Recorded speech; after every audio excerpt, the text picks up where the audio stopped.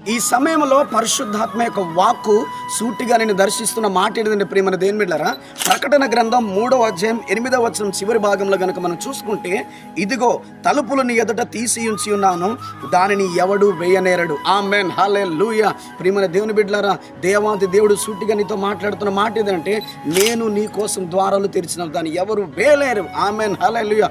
కొన్ని ప్రార్థనల కోసం దీని పట్టని చిత్తమేంటి ప్రభు అని ప్రార్థన చేసేవేమో, ద్వారం దేవుడు తెరవబోతున్నాడు. ఆమేన్. ఆశీర్వాదమైన ద్వారం, ఆరోగ్యమైన ద్వారం, ఉద్యోగమైన ద్వారం, ఇంకా రకరకాల ద్వారాలు దేవుడు నీ కోసం తెరిచి ఉంటున్నాడు ప్రియమైన దేవుని బిడ్డ. ఆమేన్, హల్లెలూయా. అపవాదికున్న లక్షణం మూయటం, కానీ దేవునికున్న లక్షణం తెరవటం ప్రియమైన దేవుని బిడ్డ. ఆమేన్. ఆయన ధారాళంగా ఇచ్చే దేవుడు ప్రియమైన దేవుని బిడ్డ. ఆమేన్, హల్లెలూయా. దేవుడు ఈరోజు సాతానుని నీ జీవితంలో శాశ్వతంగా లయపరచబోతున్నాడని దేవుడు మాట్లాడుతున్నాడు. ఆమేన్. సాతాను ద్వారాలు మూయబడి దేవుని ద్వారాలు నీ జీవితంలో తెరబడి నువ్వు ఆస్వాదింపబడి దీవించబడదుగాక. ఆమేన్.